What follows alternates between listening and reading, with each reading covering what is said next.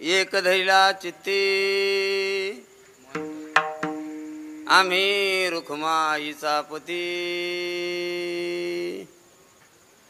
तिने झाले अवघे काम निवारला भवभ्रम परद्रव्य परनारी परद्रव्य परनारी झाले विषाची परी तिने झाले अवघे काम निवारला भवभ्रम तुका म्हणे फार नाही लागत व्यवहार तिने झाले अवघे काम निवारला भवभ्रम विठ्ठल विठ्ठल विठ्ठल विठ्ठल विठ्ठल विठ्ठल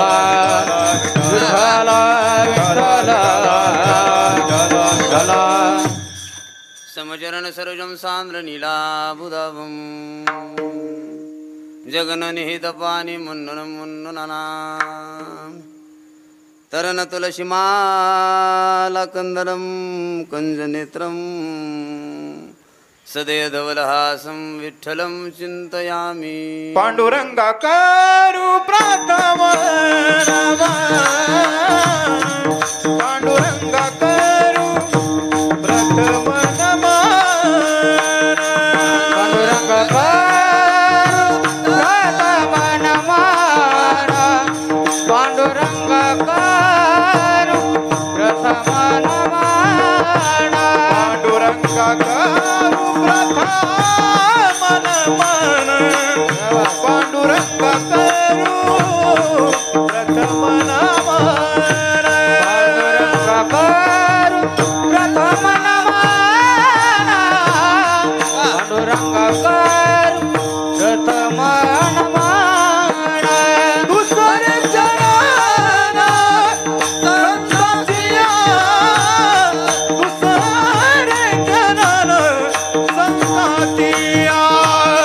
दुसरे चरण संतांचिया दुसरे चरण संतांचिया त्यांच्या कृपादाने कथेचा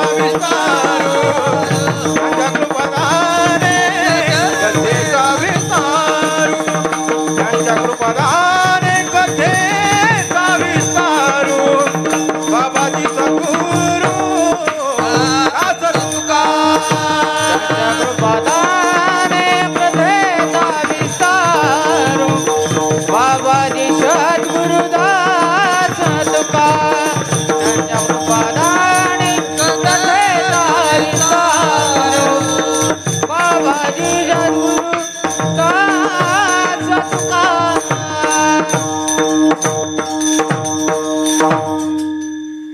पांडुरंगा गुरु प्रथम मन दुसरे चरण संतांच्या त्यांच्या कृपादाने कथेचा विस्तार बाबाजी सद्गुरु दास तुका नमो सद्गुरु तुकया ज्ञानदीपा नमो सद्गुरु सच्चिदानंद रूपा नमो सद्गुरु भक्त कल्याण मूर्ती नमो सद्गुरु भास्कराय पूर्ण कीर्ती सेवेला की सेवक झालो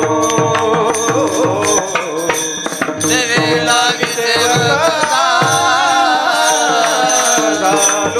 सेवेला की सेवक झालो सेवेला की सेवक झालो तुमच्या लागलो निज चरणा तुमच्या लागलो निज चरणा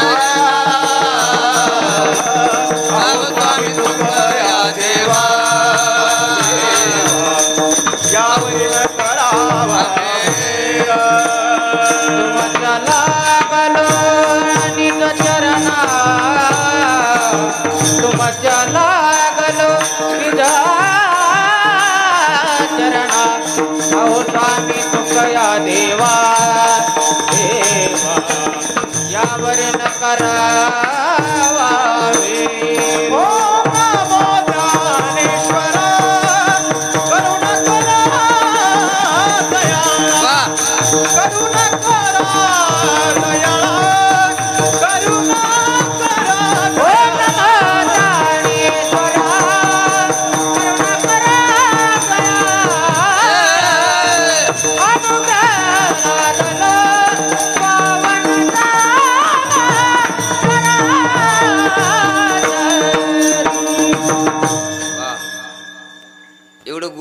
टाळी वाजवा ना माय बाप. सेवे लागी सेवक झालो तुमच्या लागलो निज चरणा. आभो स्वामी तुकया देवा यावरी न करावा भेद. एक धरीला चित्ती आम्ही रुखमाईचा पती. तेने झाले अवघे काम निवारला भवभ्रम. प्रस्तुत प्राप्त प्रसंगी प्राप्तस्थळी कीर्तन रूपी सेवेकरता निवडलेला अभंग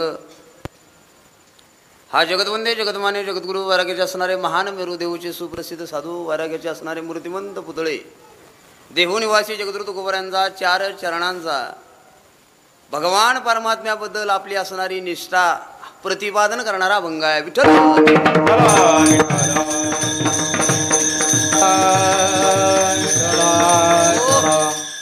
मायबाबानं तुकोबारायांना आजच्या अभंगाच्या माध्यमातून भगवान परमात्म्यावर आपली असणारी निष्ठा तुमच्या आमच्या समोर ते मांडतायत. महाराजांचं म्हणणं आहे आम्ही आमच्या जीवनामध्ये एका देवाला आपलंसं केलं. ते म्हणतात एक धरीला चित्ती आम्ही रुखमाईचा पती. तो रुक्मिणीचा पती आहे, तो पांडुरंग परमात्मा आहे, त्याला आम्ही चित्तात साठवला. परिणाम काय झाला ते म्हणले तेने झाले अवघे काम निवारला भवभ्रम. त्याला आमच्या चित्तामध्ये साठवला, आमच्या जीवनातला भ्रम गेला, आमचं काम झालं, तुमचंही काम होईल. तुकोबाराय म्हणले आम्ही आमच्या जीवनामध्ये 2 पथ्य पाळली. परद्रव्य परनारी झाली विषाची परी.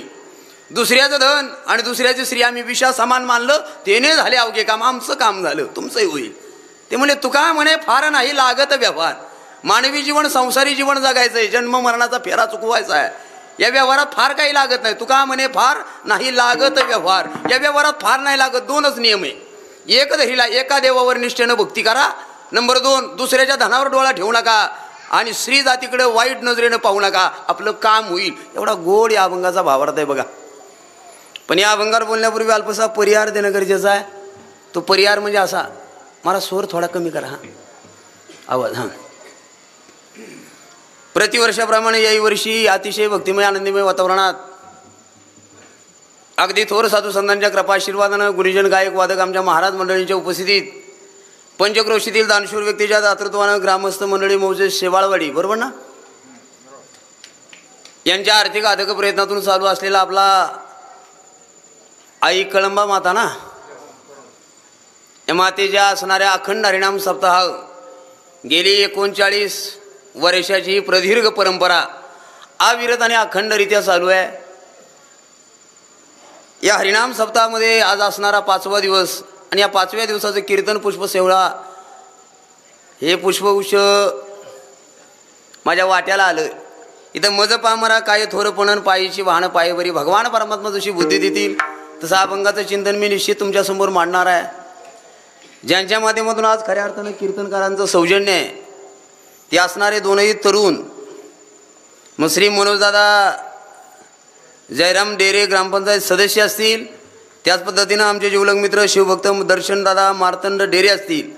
या 2ही तरुणांना धन्यवाद. तुम्ही सर्व ग्रामस्थ मंडळी असतील. गेले 2 वर्षापूर्वी मी एकदा या वाडीमध्ये येण्यात आलेलो होतो. नवनाथ भाऊ डेरेस ना यांच्या माध्यमातून गेल्या 2 वर्षापूर्वी एकदा येणं झालं होतं. तेव्हा पाऊस चालू होता. मला इथं आल्यावर आठवलं.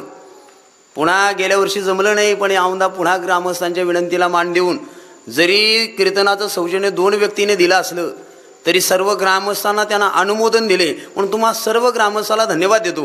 कीर्तनासाठी ज्यांची साथसंगत आपल्याला मिळते, मृदंगाचार्य आमचे जीवलग मित्र कैलास महाराज पाटील असतील, गायनाचार्यांमध्ये ज्यांना महाराष्ट्रामध्ये ज्यांचा गायन कोकिळा म्हणून ज्यांना संबोधलं जातं, संपूर्ण महाराष्ट्रातच नाही तर मी म्हणतो आपल्या भारत देशामध्ये आता ज्यांचं खऱ्या अर्थानं नाव लौकिक आहे ते हरिभक्तीपरायण आमचे जीवलग मित्र संदीप महाराज खरात असतील, हरिभक्तीपरायण अशोक महाराज पाटील असतील. इकडं गायनाचार्यांमध्ये टाळाची साथसंगत करणारे वारकरी संप्रदायाची वासा आणि वारसा ज्यांना अखंड अविरत आपल्या खांद्यावरती पेलवला, आमच्या खेड तालुक्याचं वैभव आमचे गुरुवारी हरिभक्तीपरायण गेनबाबा गारगोटे असतील, आपल्या आंबगाव तालुक्याचे एक निष्ठावंत वारकरी आळंदी पंढरीची निष्ठेनं वारी करणारे आमचे परशुराम गावडे असतील, हे फलके बाबा असतील. सगळ्यांचा नामोल्लेख जरी मला करता येणार नसेल सगळ्यांचा नामोल्लेख न करता ऐका ना, माझ्याकडे लक्ष द्या. ज्यांचं नाव माझ्या मुखाला आलं ते माझ्यासाठी देव आहेत. ज्यांची नावं मला माहिती नाही ना, तुम्ही सगळे माझ्यासाठी महादेव आहेत. तुमच्या सगळ्यांच्या पाया पडतो. कीर्तनाला उशीर होतोय. खऱ्या अर्थानं ज्यांनी आपला आवाज, माझा आवाज तुमच्यापर्यंत पोहोचवतात त्या सिस्टीमवाल्या दादासाठी एकदा जोरात टाळी वाजवा बरं.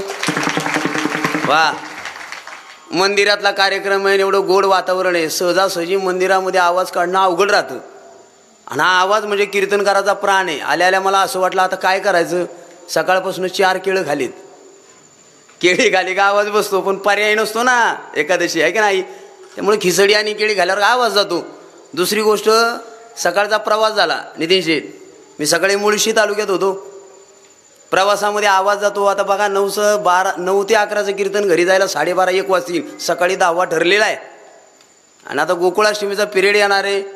गेल्या गोकुळाष्टमीच्या 8 दिवसाच्या पिरियडमध्ये माझी 14 कीर्तनं बुकिंग आहे. आणि दशक्रिया अमावस्या आणि एकादशीला खाली नसती, म्हणजे ती सुद्धा ठरलेली आहे. मध्ये पुण्यस्मरणे कधी 3 तर कधी 4 बी नंबर लागतो. मग एवढा आवाज टिकून ठेवायला त्याच्यासाठी त्यांच्यासाठी टाळी झाली. आता लक्ष द्या, कमी वेळेमध्ये आपल्याला पोहोचायचं आहे. फार गोड सांगणार आहे मी तुम्हाला. आज पवित्र एकादशीचा दिवस आहे. तुम्हाला सर्व ग्रामस्थांचा वेळ वाया जाऊ देणार नाही. तुम्हाला बरं वाटेल असं जरी मला कीर्तन करता आलं नाही तरी खऱ्या अर्थानं त्या पांडुरंगाला बरं वाटेल किंवा तुमचं बरं होईल असं मी निश्चित बोलणार आहे. अभंग तुकोबरायचा आहे मायबाबांनो, अभंग तुकोबरायचा आहे. आणि तुकोबर आहे पांडुरंगाबद्दलची आपली निष्ठा सांगतात. निष्ठा किती निष्ठा असली पाहिजे.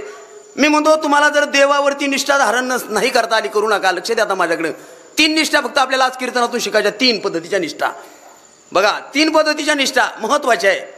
एक आहे देश, दुसरा आहे देव आणि तिसरा आहे धर्म.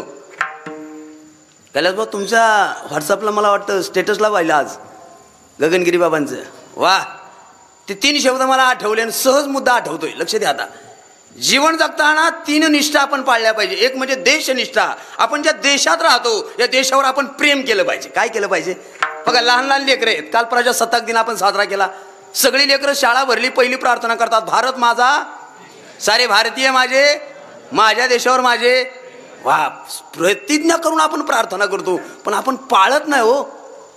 भारत माझा शब्दामध्ये फार मोठं आपुलकी, हा शब्द भावनेतनं कळेल. मी असं वाचलं होतं, लोकमान्य टिळक शाळेला होते, लहान होते. गुरुजीनं फळ्यावरती आपल्या भारत देशाचा नकाशा काढला. आणि नकाशा काढल्यानंतर प्रत्येक विद्यार्थ्याला सर विचारत होते, बाळ हा नकाशा कोण्या देशाचा आहे. प्रत्येक जण म्हणत होता हिंदुस्थानचा आहे, कोणी म्हणत होता भारताचा आहे. गुरुजी नाराज व्हायचे हो. पोरांना वाटायचं नकाशा तर आपल्या भारताचाच आहे. उत्तर दिलं तरी गुरुजींच्या चेहऱ्यावर हसू नये. लोकमान्य टिळकांवर वेळ आली. आणि ज्या वेळेला आमचे टिळक उभे राहिले नितीन शेठ, आणि टिळकांना उत्तर दिलं, सरांना विचारलं होतं, टिळक बाळ हा नकाशा कोण्या देशाचा आहे. म्हणजे टिळकांनी उत्तर दिलं, सर हा नकाशा माझ्या भारत देशाचा आहे. आणि मग सरांच्या चेहऱ्यावर हसू आलं. तुम्हाला कळालं तर बघा. सगळे तर भारताचाच म्हणत होते, पण टिळकांच्या मुखातून वाक्य पडलं, हा नकाशा माझ्या भारत देशाचा आहे. माझ्या शब्दात सगळं प्रेम आहे. हे माझा महत्वाचा मुद्दा आहे. याला माझं म्हणता आलं पाहिजे. माझं आलं का सगळं झालं. आपण प्रेम करतो पण माझेपणानं करत नाही ना. तुम्हाला सांगू का, भगतसिंगांचं चरित्र वाचा. थोडं प्रजासत्ताक दिन झाला त्या उद्देशानं आपण बोलू. भगतसिंग सगळ्यांना माहिती. भगतसिंग लहान होते, नवनाथ भाऊ. ज्या वेळेला 20 वर्षाचं वय झालं, 21 लागलं आणि आईला वाटलं माझ्या भगतचं लग्न करायचं. ऐका मावल्यानो, 21 वर्षाचा भगत होता. आईनं 20 रुपयाची नोट काढली होती, भगतसिंगाच्या हातात दिली आणि भगतसिंगाला सांगते, भगत बाळ हे 20 रुपये घ्यायचे. का गाई, हे 20 रुपये घेऊन तुला आज किराणा दुकानावर जायचंय. का गाई, बाळ तुला पाहिला आज पाहुणे येणारे. काय म्हणली, मुलीकडचे. ऐका बरं का, 21 वय होतं. बाळ तुला आज मुलीकडचे पाहुणे पाहायला येणारे. 20 रुपयाचा तू किराणा आणला पाहिजे. पाहुण्यांना काहीतरी जेवण द्यावं लागेल. हा 20 रुपये घेऊन निघालेला भगत रस्त्यानं विचार करतो, अरे जर 20 रुपये घेऊन जर मी किराणा घरी घेऊन गेलो, त्या पाहुण्यानं, त्या मुलीकडच्या पाहुण्यानं जर मला पसंत केला आणि मी जर उद्या लग्नाच्या बेडीत अडकतो, माझं प्रेम त्या संसारावर होईल. मला संसारावर प्रेम नाही करायचं, मला माझ्या भारत देशावर प्रेम करायचंय. मग ते 20 रुपये घेऊन माय मावल्यानो, माता भगिनींनो, ते 20 रुपये घेऊन आमचा भगतसिंग घरी आलाच नाही. मग तेच 20 रुपये घेतले, घरी तोंडच पाहिले नाही. क्रांतिकारकांच्या चळवळीत सामील झाला. अणुबॉम्ब बनवण्याचं संशोधन भगतसिंगाला लावलं. ब्रिटिश संसदेवरती अणुबॉम्ब टाकला गेला. आमच्या भगतसिंगाला कारागृह मिळाला. ऐका, हातात बेड्या आल्या होत्या. आमच्या भगतसिंगाला फाशीची सजा झाली होती. आणि ज्या वेळेला तो फाशीचा दिवस उजाडला आणि फाशीच्या दिशेनं आमचा भगतसिंग निघाला, एकटा नव्हता. कोण होते वा, भगतसिंग, सुखदेव, राजगुरू. तिघे जणांना फाशी झाली. फार मोठा तो प्रसंग आहे, मला आठवलं म्हणून बोलतो. पण ज्या वेळेला फासाच्या दिशेनं चालवलं आणि भगतसिंगाला विचारलं, भगत आज तुझी शेवटची इच्छा काय? मरणाराला शेवटची इच्छा विचारली जाते. आणि आमच्या भगतसिंगानं उत्तर दिलं, जेलर साहेब आम्हाला व्यायाम करायचा. व्यायाम काय म्हणले बघा. भगतसिंग राजगुरू सुखदेव तिघांना विचारलं तुमच्या इच्छा काय? ते राजगुरू सुखदेव म्हणले भगतसिंग सांगतील ते. आणि भगतसिंगानं सांगितलं, जेलर साहेब आम्हाला व्यायाम करायचा आहे. खरात महाराज ज्या वेळेला व्यायाम करायची इच्छा प्रगट झाली, पुरवावी लागेल, लाल मातीचा ढिगार पाडला गेला आणि हे तिघे जण बैठक्या मारू लागली. बैठक्या मारू लागले, जोर काढू लागले. अरे दुधानं भरलेल्या चरव्या ते जेलर साहेब घेऊन आलं आणि गाठा 2-2 लिटरच्या चरव्या त्यानं प्राशन केल्या, पेले आणि पुन्हा बैठक्या. तो जेलर चकित झाला. समोर फासला टाकलाय, काही क्षणात काही तासात यांना फाशी द्यायची आणि बैठक्या मारतात. तो जेलर चकित झाला आणि म्हणला, हे भगत तुम्ही काय जेल फोडायची तयारी करता का रे? काय म्हणलं ते, तुम्ही जेल फोडायची तयारी करता? आमचा भगतसिंग म्हणला, साहेब जेल फोडायची तयारी नाही करत. जेल फोडायचं असं तर कधीच फोडलं असं, पण जेल फोडून जी गोष्ट साध्य होणार नाही तो आमचा मृत्यू निश्चित करणार आहे. मग बैठक्या का मारताय? ऐका बरं का. पण ते जेलरला असं आश्चर्य वाटलं, अरे हे इकडे बैठक्या मारतात, हे रात्रीत काय बी करतील. उद्या फाशी होती, उद्याची फाशी रद्द केली, रात्रीच मध्यरात्री ठरली. असा निर्णय बघा. आणि रात्री मध्यरात्री फाशी ठरली. आणि ज्या वेळेला तिघाच्या हातात बेड्या आणि फासाच्या दिशेनं तिघजण चालले. पण भगतसिंग घोषणा देत होते, भारत माता की. भारत मातेच्या घोषणा. चेहऱ्यावर हसू होतं. त्या जेलरला पुन्हा एवढं आश्चर्य वाटलं बरं का कैलास महाराज. त्या जेलरला असं आश्चर्य वाटलं, म्हणला क्षणात फास लागणार आहे गळ्याला आणि हे गडी घोषणा देतात आणि चेहऱ्यावर हसू आहे. पुन्हा जेलर म्हणला, भगत अरे क्षणात गळ्याला फास लागणार आहे पण तू हसतोय. भगतसिंगानं दिलेलं उत्तर सगळ्यांना घरी न्या. ज्या डोळ्यात पाणी नाही आलं, चेहऱ्यावर हसू होतं. भगतसिंग सांगत होता, जेलर साहेब आम्ही आमच्या भारत देशाला भारत माता मानतो. काय म्हणला? आम्ही आमच्या देशाला भारत माता, त्याला एका देवीच्या स्वरूपात पाहतो. जेलर साहेब तुम्हाला खरं सांगू, आमची आई रोज देवाची पूजा करते, पण देवाची पूजा करताना ती रोज फुलाची पाटीच घेऊन येते. पण देवाला फुलं अर्पण करत असताना चांगली चांगली फुलं देवाच्या चरणाशी वाहते, सुकलेली फुलं ती देवाच्या चरणावर टाकत. आज जर भारत मातेच्या चरणावरती ही 3 फुलं समर्पित करायची असतील तर सुकलेली फुलं आमची भारत माता समर्पण करून येणार नाही, म्हणून हसतमुखानं चाललोय. काय उत्तर आहे? हसत हसत फार स्वीकारला पण भारत देशाला माता म्हणत गेली. एवढं प्रेम जेव्हा तुम्हाला देशावर करता आलं पाहिजे. तुम्ही आम्ही ज्या देशात जन्माला आलो ना, हा भारत देश, आणि साधू संतांना याचं वर्णन केले.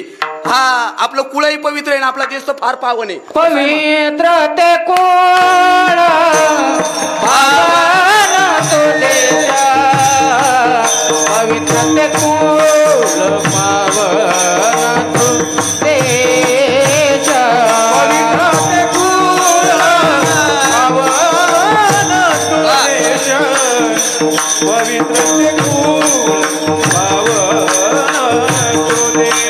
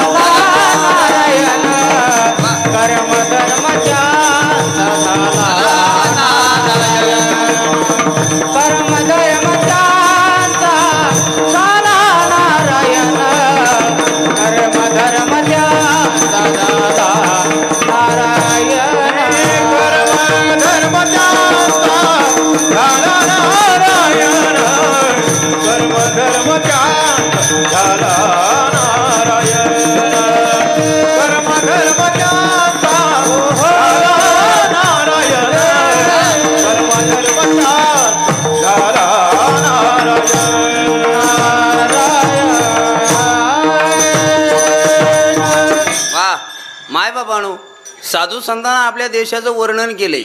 ते म्हणतात, पवित्र ते कुळ पावन तो देश, आणि जेथे हरीचे दास जन्म घेती कर्म धर्म त्यांचा झाला नारायण. आपण सगळे हरीचे दास आहोत.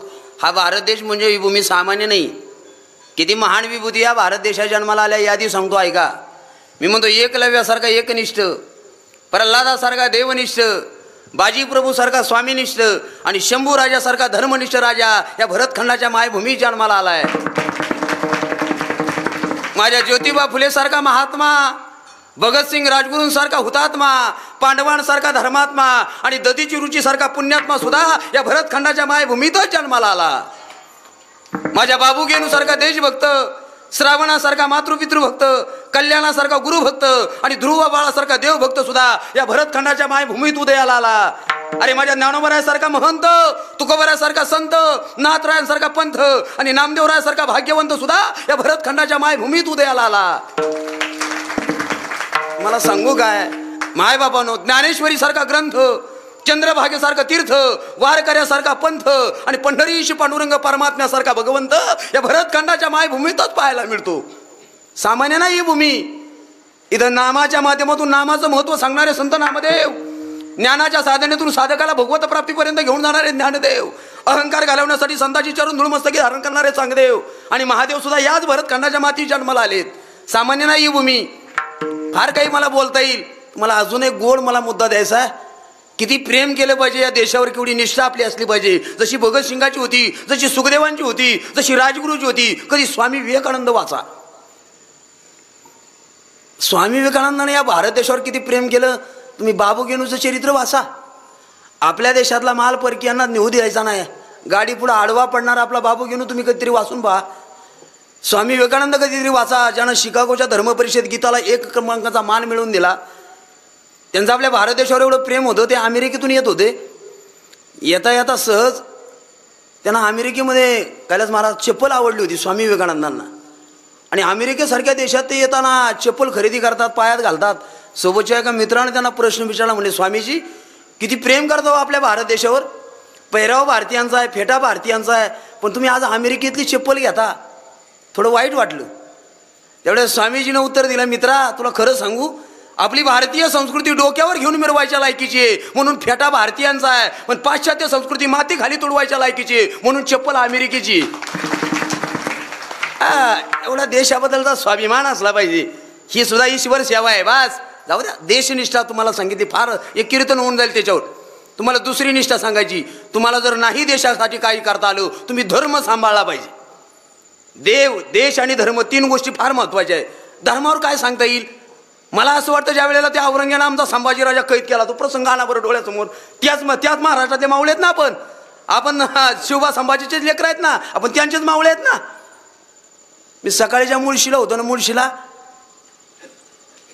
रायगडाच्या जवळच आहे बाबा. तिथं सुद्धा मी शिवरायांचा एक मावळा सांगून आलो, यसाजी कंक. एवढं समाधान वाटलं आपल्या मावळ्यांना. आपल्याला माहिती नाही आपल्या मावळ्यांची ताकद. मला जाता जाता थोडासा संभाजीराजांचा मुद्दा तुम्हाला सांगायचा आहे. ज्या वेळेला त्या औरंग्यानं आमचा संभाजीराजा कैद केला, कसा केला, काय केला, आपल्या सगळ्याला माहिती आहे. पण ज्या वेळेला संभाजीराजांच्या हातात साखळदंड आले, साखळदंडानं आमचा राजा बांधला आणि त्या औरंग्यानं आमच्या राजाच्या अंगाची साल सोडून काढली. हो, 1-2 दिवस नाही, गेली 40 दिवस तो अनन्वित अत्याचार करत राहिला. एकही जागा उरली नव्हती. आमच्या संभाजीराजाच्या अंगावरती वार झाला नव्हता. साऱ्या अंगाची चामडी सोलून काढली होती आणि तो औरंग्या मिठाचं पाणी टाकत होता. काय यातना असतील हो.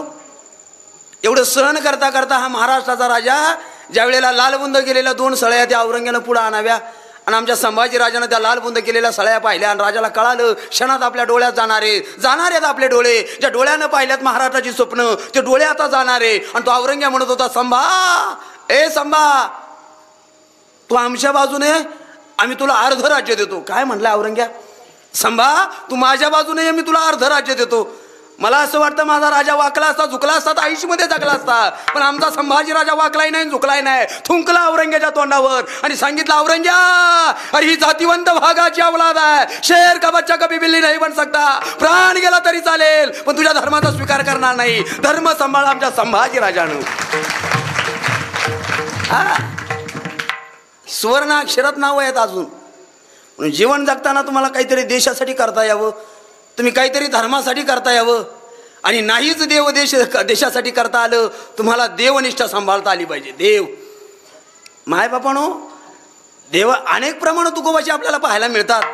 तुकोबाराय म्हणले, जेने हा जीव दिला दान. हे ईश्वरानं आपल्याला हे कसं दिले? दान म्हणजे फुकट दिले का काही घेऊन दिले? ज्याचा एखादा अवयव निकामी झाला, मला तुमचं माहिती नाही, पण एकदा मी गाडीवर पडलो होतो, मला डोळ्याला मार लागला होता आणि 20 मिली ते दिसायला कमी झालं डोळ्याला. मी रात्रभर रडत होतो. दिलं त्याचं कौतुक नव्हतं, पण ज्या वेळेला ते कमी झालं त्याचं दुःख मला रात्रभर सहन झालं नाही, डोळ्यात पाणी आलं. एखादा अवयव आपला निकामी झाला का मग त्याची किंमत कळते, असताना कळते काय? हे कुणी दिलं? ते परमेश्वरानं दिलं आणि फुकट दिले. जे हा जीव दिला दान म्हणले. आणि दान देताना नुसता जीव नाही दिला, दिले इंद्रिय, हात पाय कान. त्याला काय काय दिलं? हात दिले, पाय दिले, कान दिले. पण कशा कशाला दिले माहितीये का? देवाने देह दिलाय भजनाला, देवे दिला देह, ऐका बरं का, भजनाला. त्याच्यात काय काय आलं? दिले इंद्रिय, हात पाय कान. हात दिलेत ना, तुम्ही भजनात टाळीच वाजवली पाहिजे. बघा, चांगले डोळे दिलेत ना, तुम्ही देवाला पाहिलं पाहिजे. ज्यानं कान दिलेत ना, त्याचं कीर्तन ऐकायची इच्छा झाली पाहिजे. आणि ज्यानं पाय दिले त्याच्यासाठी तुम्ही वारी सुद्धा केली पाहिजे. घेई घेई माझे वाचे गोड नाम, ह्या मुखानं विठोबाचं नाम आलं पाहिजे. डोळे तुम्ही घ्या रे सुख पहा विठोबाचे, अरे तुम्ही ऐका रे कान माझ्या विठोबाचे गुण. मनात येते धाव घेई राही विठोबाचे पायी, तुका म्हणे जीवा नको सोडूया. आणि तुम्ही जर देवाला सोडून राहिलात, विसरली तया थोर झाली हानी. आपण देवाला सोडून राहिला तर हानी होते. म्हणून संसारात हानी न होता लाभ जर करायचा असेल, बरं का, परमार्थासारखा दुसरा लाभ नाही. परमार्थ महाधन जोडी. देवाच्या चरणाजवळ जाण्याचं परमार्थातलं साधन म्हणजे नामस्मरण. कामामध्ये काम काही म्हणा. लक्ष येतं ना तुम्ही? चांगलं मुख आहे ना, तुम्ही भजनात नामाचं स्मरण केलं पाहिजे. मुख फक्त भजनाला आणि भोजनालाच दिले की नाही? देताना देवानं काय काय दिलं आणि कसं कसं दिलं तोच मुद्दे घेतो तुमचे. बाबा, मुख देताना मुखाच्या वरती नाक दिलं का नाही? आपण सकाळी जेवायला बसलो, रात्रीचा पदार्थ जर खायला घेतला, पदार्थ आंबलाय, हे सांगतो कोण हो साहेब? नाक. पण देवानं देताना किती भारी दिलं बघा ना, किती हुशार आहे देव. तोंडाच्याच वरतीच नाक दिले. ते नाकाकडे न्यायचं गरज नाही, खाता खाताच नाकाला कळतंय वास लागलाय, आंबले, बरोबर का नाही? आणि जर देवानं हेच नाक कधी पाठी दिलं असतं तर विचार केला का? पाठी जर दिला असतं तर जेवताना पहिला घास पाठी मागं नाकाला दाखवायला लागला असता, आणि मग पुढं म्हणजे काय योजना आहे देवाची. म्हणून देवाच्या योजनेला कधी मोडीत नाही काढायचं. नाही तर तुम्हाला सांगू का, देवानं मुखाच्या वरती नाक दिलं, नाकाच्या वरती डोळे दिले, डोळ्यांचं संरक्षण व्हावं म्हणून डोळ्याला बुवाया दिल्या, बुवाच्या वरती सुद्धा दुसऱ्या बुवाया दिल्या का ना? का दिल्या माहितीये का?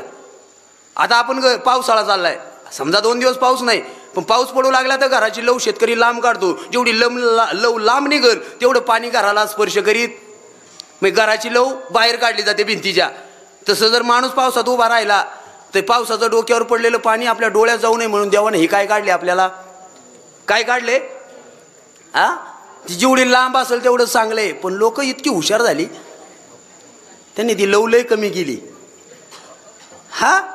येतं का तुमच्या ध्यानात? देवानं जे दिलंय त्याच्यात बदल करू नका. अन्याय पुढचं आहे का? देवानं चांगले कान दिले. माझा एक मित्र मला म्हटलं होता कैलास भाऊ, तुम्हाला महाराज तुम्ही म्हणता रोज मुखानं भजन करा, डोळ्यानं देवाला पान, कानानं कीर्तन ऐका. मला देवानं कान दिले ऐकायला. म्हणलं हो, तुम्हाला ऐकायला येतो होलानं, पण देवानं भले भले पापुत्रे दिले मला बाहेरून, होलानं ऐकाय येतं. हे बाहेरचे पडदे काय का मला? अरे म्हणलं देव काही येडा आहे का? देवाला माहिती आहे माणसाचं वय झालं का दिसाय कमी होतं, दिसाय कमी झालं का चष्मा लागतो, आणि चष्मा लावला, ऐका, चष्मा लागला आणि जर अडकवाय हे पडदे नाही दिले तर खुट्या ढोकायची येळ येईल ना. विनेगरी बाबा त्याला माहिती होतं कोरोना येणारे, मास्क बांधायला लागणारे, कानाला पडदे नसते तर खुट्याच होत्या. हे सगळं देवानं नियोजनबद्ध केले. म्हणून ज्या चांगल्यासाठी दिले चांगल्यासाठी वापरा. सांगतो तुम्हाची भजारे विठ्ठला, नाही तरी गेला. तुम्ही जर भक्ती नाही ना केली जन्माला येऊन वाया जाईल. नाथ बाबाची तर लय कडक प्रमाणे ते म्हणले, नामाविन मुख सर्पाचे ते बीड, जिव्हा नव्हे काळ सर्पाये. जर तुमच्या मुखाला नामस्मरण येत नसतं ते तुमचं तोंड नाही, मुख काय आहे? सर्पाचं बीळ आहे. आणि आतली जी म्हणजे काळ सर्प आहे. काय भाषा आहे हो. नाथ बाबाला आपण शांतीप्रम होतो, त्यांची प्रमाण लय कडक. ते म्हणले जर तुमच्या अंगणात तुळस नसली ना, जयाची द्वारी नाही वृंदावन. काय प्रमाणे? जयाची द्वारी वा नाही ते स्मशानगृह जाणा. ज्याच्या दारात तुळशीचं वृंदावन नाही त्याचं घर नाही, स्मशान आहे. ही नाथ बाबाची भाषा आहे. अरे जर भगवंताचं भक्ती नाही केली तर ते म्हणतात काय माय गेली होती भूतापाशी, हरिनय मुखाशी. अरे मुडा काय प्रमाण आहे तो नाथ बाबांची. म्हणून तुकोबाराची प्रमाण फार गोड आहे. तुकोबारा म्हणले लागून या पाया विनवितो तुम्हाला, करे टाळी बोला मी तुमच्या पायाला हात लावितो. आणि पायाला हात लावणाऱ्या महात्म्याची ताकद आहे का? जो म्हणतो ना आपल्या पायाला हात लावितो, त्या तुकोबाराचं नाव घ्या. जगाला काळ खातो, जगाला कोण खातो? काळ खातो. पण तुकोबारा म्हणले तुमच्या जीवनात जर कधी काळ आला, त्या काळाला माझं नाव सांगा, तो चळचळा कापतो. तुकाराम तुकाराम तुकाराम तुकाराम तुकाराम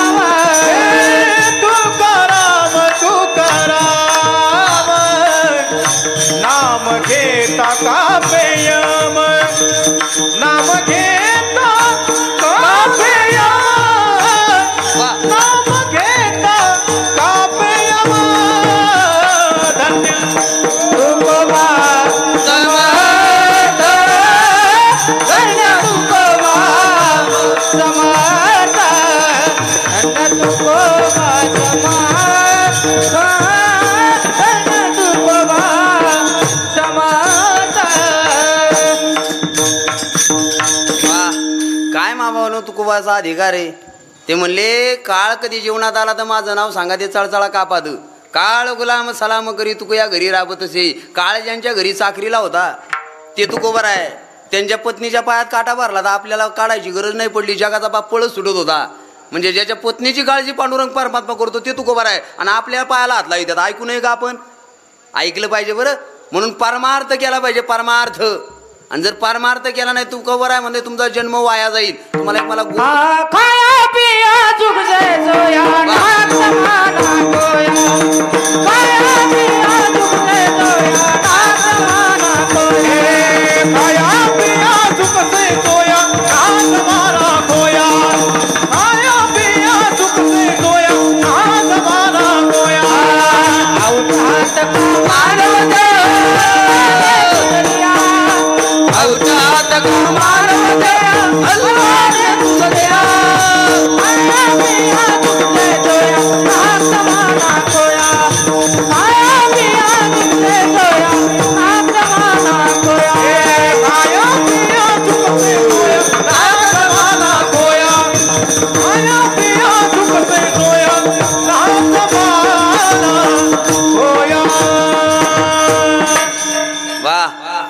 महाराज म्हणतात आऊट हात का देह अल्लाने तुझं दिया, पण खाया पिया सुखसे सोया नाहक जमानात.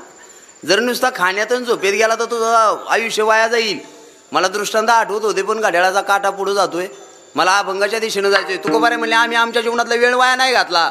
त्यांना विचारा त्यांचा परमार्थ. ते म्हणले शिंक जांभळी खोकला इतकाच वेळ वाया गेला. मला जर शिंक आली जांभळी आली खोकला आला तर माझा वेळ वाया गेला. नाही तर तुकोबाराय म्हणतात माझा वेळच वाया नाही घातला. दिनरजनी हाची अंधान गोविंदाचे पोवाडे मी रात्रंदिवस त्याच्या नावाचा टाओ फोडला. हा एक गाऊ आम्ही सातत्यानं त्या विठोबाचं आम्ही नाव गायलं. तुम्ही सुद्धा आपल्या जीवनामध्ये त्याला आपलासा करा. आपुला तो एक देव करून घ्यावा तेने विन जीवा, त्याच्याशिवाय जीवनात सुख नाही. तुकोबारांकडे जर आपण पाहिलं बघा तुकोबाराची परिस्थिती. तुकोबारांची बायको अण्णा वाचून गेली. तुकोबाराच्या दावणीची जनावरं वैरणी वाचून गेली. आणि तुकोबाराचा पोरगा संतोबा मुतखड्याचा आजार झाला. डॉक्टरकडे न्यायला पैसा नाही तरी मांडीवर गेला. पण तुकोबाराय म्हणतात आनंदाची डोही आनंद तरंग संसारात सगळी दाना देईन. पण त्यांचं जर पाहिलं झोप सुद्धा सुखाची, खाणं सुद्धा सुखाचं, लिहाणं सुद्धा ते म्हणतात सर्व सुख लिहालो सर्व तुका म्हणे खातो आनंदाचे सुखाचे शेजारी. ही प्रमाण बघा ना. म्हणजे प्रपंचात काहीच नाही तरी जीवनात सुख आहे. बऱ्याच साधकांना तुकोबाराला विचारलं तुकोबारा आहे काहीच नसताना तुम्ही सुखी जीवन जगतायत. बघा तुम्ही तुमच्या जीवनात नेमकं केलं काय. मला अभंगाकडे जायचं लक्ष द्या. आता तुकोबारा म्हणजे आम्ही आमच्या जीवनात फक्त निष्ठेनं परमार्थ केला, निष्ठेनं परमार्थ केला. बघा साधकांना विचारलं तुकोबारा तुम्ही परमार्थ केला, तुम्ही कोण्या देवाची भक्ती केली. ते म्हणले बळीया माझा पंढरीराव तो या देवांचाही देव. सगळ्या देवांचा बाप म्हणजे बळीया माझा पंढरीराव पांडुरंग परमात्मा आहे. त्यांना सांगितलं हा तुम्ही सुद्धा आपुला तो एक देव करून घ्या. आपण भक्ती करतो पण आपली भक्ती एका देवावर तसं तुकोबारायनं नाही ना. तुकोबारायनं अभंगाच्या पहिल्या चरणात सांगितलं आमची भक्ती कशी आहे. एक धरिला चित्ती एक धरिला चित्ती एक धरिला चित्ती एक धरिला चित्ती एक धरिला चित्ती एक धरिला चित्ती एक धरिला चित्ती एक धरिला चित्ती एक धरिला चित्ती एक धरिला चित्ती एक धरिला चित्ती एक धरिला चित्ती एक धरिला चित्ती एक धरिला चित्ती एक धरिला चित्ती एक धरिला चित्ती आम्ही रखुमा सीतापती आम्ही रखुमा सीतापती तेने झाले अवघे काम तेने झाले अवघे काम आम्ही रखुमाई तापती आम्ही रखुमाई तापती वती तेने झाले अवघे काम तेने झाले अवघे काम धरिला चित्ती आम्ही रखुमाई तापती आम्ही रखुमाई तापती आम्ही रखुमाई तापती धरिला चित्ती आम्ही रखुमाई तापती आम्ही रखुमाई तापती आम्ही रखुमाई तापती माय बाबानो तुकोबाराय म्हणतात आम्ही आमच्या जीवनामध्ये भक्ती केली. ऐका ते म्हणले एक धरिला चित्ती आम्ही रुखुमाईचं पती. आम्ही चित्तामध्ये एका देवाला आपलासा केला. आपण काय करतो अनेक देवांना आपल्या चित्तात साठवून ठेवतो. फरक एवढाच आहे त्यांनी स्पष्ट सांगितले आपुला तो एक देव करून घ्यावा. एक देव आपला करा आणि एका देवावर निष्ठा ठेवा तो कामाला येतो. तुम्हाला प्रसंग सांगतो. बिदरच्या बादशाकडं ज्या वेळेला कारभार होता बघा आणि बिदरच्या बादशाकडं आमचे दामाजी पंत कामाला होते. संदीप महाराज दामाजी पंत म्हणजे मंगळवेड्याचे फार मोठे संत होते. ते बिदरच्या बादशाकडे कामाला होते. मी असं चरित्र वाचलं त्यांचं. आणि ज्या वेळेला दुष्काळ पडला आपल्या महाराष्ट्रात आता दुष्काळ पडल्यावर माणसं अन्न वाचून मरायला लागली आणि या बिदरच्या बादशाकडे दामाजी पंत कामाला होते. ते अन्नाच्या कोठाराला रखवालदार होते. त्यांना वाटलं जीवजंतू मरायला लागली माणसं हे अन्न ठेवून करायचं काय. जे का रंजले गांजले ते अशी म्हणे जो तोची साधू ओळखावान देव हे साधूचं अंतकरण होतं. बादशाची परवानगीच घेतली नाही. सगळं धान्य कोठार लुटून टाकलं लोकाला. आणि जशी बादशाला बातमी कळाली आपल्या परवानगी विना सगळं धान्य वाटून टाकलं. आणि ज्या वेळेला आमच्या दामाजी पंताच्या हातात बेड्या आल्या बघा खऱ्या कामासाठी किती मोठं संकट उद्या माग हटायचं नाही. काय चुकलं होतं दामाजीचं पण दामाजीच्या हातात जेव्हा बेड्या आल्या आणि त्या काळात शिजा कडा का असायच्या बाबा. 16च्या दिशेनं आमच्या दामाजी पंतांना चालवलं म्हणतात. पण ज्या वेळेला आमच्या दामाजी पंतानं पांडुरंगाचा धावा केला जगाचा बाप येतो अनेकासाठी आला आपल्या सगळ्यांना माहिती. फक्त त्याची भक्ती करा आवडीनं त्याचं नामस्मरण करा. अरे कवन काय देव आते नाही देव आते है लेकिन द्रौपदी की तरह बुलाते नाही. त्या द्रौपदी सारखी अर्थ हाक मारून बघा आला का नाही तिला. जनाबाईनं जात्यावर दळता दळता गायलं तर आला वडायला. कबीरानं शेले विणता विणता गायला आला शेळा विणायला. सावता बाबा मला खुरपताना भजन करत होता आला खुरपायला. जनाबाईच्या गोवऱ्या वेचायला आला होता. जनाबाईचं जातं वडायला आला होता. सावता बाबाचा मला खुरपायला आला होता. कबीराचा शेळा वडायला विणायला आला होता. आणि चोकोबाची डोरं वडायला सुद्धा लाख्या कोलाट्याचा डोल पिटायला गोरोबाची मडकी गाडवायला कोण आलं. फक्त भाव गोड असला पाहिजे. देव भावाचा भुकेला. अरे आमच्या दामाजीचा हाक ऐकली तो साधा सामान्य नाही बहु आहे करुणावंत अनंत हे नाम ज्या किंवा हाके सरशी उडीन घालून या हाक मारल्याबरोबर प्रल्हादासाठी खांबात प्रगट झाला होता. आमच्या दामाजी पंतांना खऱ्यासाठी तुका ज्यांची खरी सेवा त्याच्या भय काय जीवा. खऱ्या अर्थानं त्यांना कोठारून मुक्त केलं जीवजंतू वाचण्यासाठी. ज्या वेळेला भगवान परमात्मा निघाला विटेवरनं उडी टाकून पण बादशाच्या दारात जायचं. ऐका बरं माता भगिनी ज्या वेळेला तो निघाला त्यानं विठूचं रूप घेतलं, पण छोटंसं. खांद्यावर कांबळी टाकली, हातात काठी घेतली. बादशाच्या दारात येतो आणि बादशाला मुजरा करतो, जगाचा बाप. जोहार मायबाप म्हणला होता. काय म्हणला? जोहार. बादशाह म्हणला, कोण आहे रे तू? म्हणला, मला विठू म्हणतात. काय म्हणला? कुठून आलाय? म्हणला, पंढरपूरून. का? म्हणला, आमच्या दामाजीच्या हातात बेड्या टाकल्या, त्यानं कोठार वाटले, त्याची पोचपावती घेऊन आलोय, पैसा. हा म्हणला, डोंगरा एवढा ढीग वाटप केला आणि पैसा घेऊन आला. म्हणतो तू याकडं काय दिसाना? हा काय म्हणला, जुका खेत घेऊन आलोय. दिसाय किती होता? नितीन शेठ. आता छोटा छोटा काखेतली जुळी काढली. बादशाला वाटलं याच्याकडे काय असायचंय? खळखळा होतील्या त्या मोहरा होत्या त्याच्यात. आणि जशा मोहरा खाली वतल्यानं बादशाला म्हणला, मोजून पावती करा. मोजून घ्या म्हणला, तुमचं काय पावती आहे तेवढी. आणि ज्या वेळेला बादशाह मोजायला लागला, कैलास बुवा जसा बादशाह मोजित होता, अरे बादशाचा हात थकला पण ढीग संपत नव्हता. मग बादशाह आश्चर्यचकित झाला. अरे म्हणला, इठू काय तुझा हात आहे रे? ह्या ढिगाला हात लागला तर म्हणला मोहरा संपत नाही. त्या बादशाला वाचलं, असा इठू आपल्या घरी कामाला असावा. बार काय नाही का? कोणाला नाही वाटायचं बाबा? त्या बादशाला वाटलं असा नोकर आपल्या का कामाला असावा, दामाजी का काय? तो म्हणला, विठू तो दामाजी तुला काय देतो रे? हा विठू म्हणला, बादशाह आमचा दामाजी मला 1 लक्ष देतो. काय म्हणला? आमचा दामाजी मला 1 लक्ष देतो. हा बादशाह म्हणला, विठू उद्यापासून मी तुला 2 लक्ष देतो, पण तू माझ्या घरी कामाला राहतो का? या विठून हात जोडल्याने सांगितलं, बादशाह जी माणसं माझ्याकडे 2 लक्ष देतात त्यांच्याकडे मी डुकून पाहत नाही. जी माझ्याकडे 1 लक्ष देतात त्याच्या घरी चाकऱ्या घालितो. तुम्हाला कळालं तर बघा. 1 लक्ष म्हणजे लाख नाही, चित्त. एक चित्तानं परमा भक्ती केली पाहिजे. हा तुम्हाला हा तुकोबाचे अनेक प्रमाण बघा. ते म्हणतात एक गाव आम्ही आपुला तो एक. हा ते म्हणतात एक धरीला आम्ही दुसऱ्या देवाचाच नाही. त्यांची प्रमाण सांगू का? ते म्हणले, शेंदरी हंदरी दैवते कोण पूजी ती भूते घेते. शेंदूर लावणारी बांधावरची शेतातली ही दैवत मी मानित नाही. आपल्या पोटाची रडतीन मागते शिती अवदान. आपल्या पोटाला रडत्यात आणि शेतात दै भातात निवड मागत्यात, त्यांना मी मानित नाही. बळी या माझा पंढरीराव तो या देवांचाही देव. ते म्हणले, पतिव्रते जायचा व्रतार प्रमाण आम्हा नारायण ताईच्या परी. पतिव्रता स्त्री दुसऱ्या पुरुषाच्या तोंडाक पाहणार, तसं म्हणले आम्ही दुसऱ्या देवाच्या तोंडाकच पाहणार नाही. काय तुकोबाची भाषा आहे. आणि खरं सांगू तुम्हाला, तुकोबारायचा अवतार म्हणजे नामदेवरायचा अवतार. जगद्गुरु तुका त्या नामदेवरायच्या जीवनातला प्रसंग सांगतो. ज्या वेळेला नामदेवराय पांडुरंगाच्या मंदिरात राहायचे, अखंड जायला देवाचा शेजार. ऐका बरं का, पांडुरंगाच्या मंदिरात असणारे नामदेवराय लढीवाळ भक्त होते पांडुरंगाची. नामदेवराच्या हातून देव जेवायचा आपल्या सगळ्याला माहिती. पण प्रसंग असा आहे, ज्या वेळेला ज्ञानोबरायांना तीर्थयात्रा करण्याची इच्छा होती.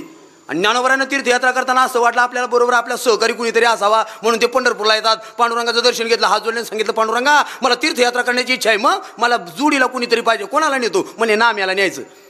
तर नाम्याला म्हणल्यावर देवाच्या डोळ्यात पाणी आलं. का? रात्रीच प्रसंग झाला होता. देव म्हणला, नाम्या तू मला सोडून जायचं नाही. नामदेव म्हणले, देवा तू सुद्धा मला सोडून राहायचं नाही. का? नामदेवाशिवाय देवाला कुणी जीव घातला पहा बरं का. पण ज्ञानोबराय बोलवायला आल्यावर देवाला नाही म्हणता आलं नाही. देवानं होकार दिला. आणि ज्या वेळेला नामदेवरायला ज्ञानोबराबरोबर जावं लागलं, तीर्थयात्रे प्रती बोलविला नामा. बोलविला तीर्थयात्रे प्रती बोलविला नामा. तीर्थयात्रे प्रती बोलविला नाम. आले निज धामा देवराव. आले निज धामा देवराव. आले निज धामा देवराव.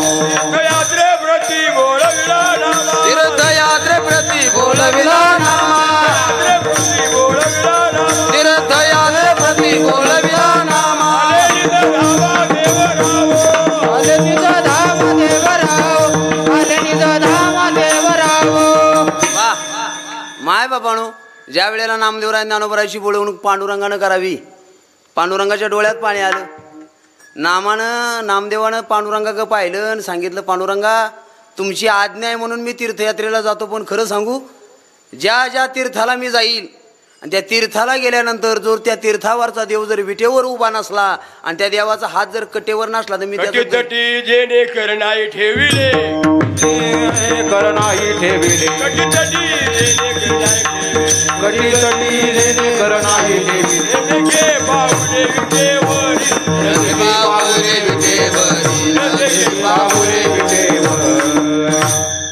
बाबासाठी एकदा जोरात टाळी वाजवा.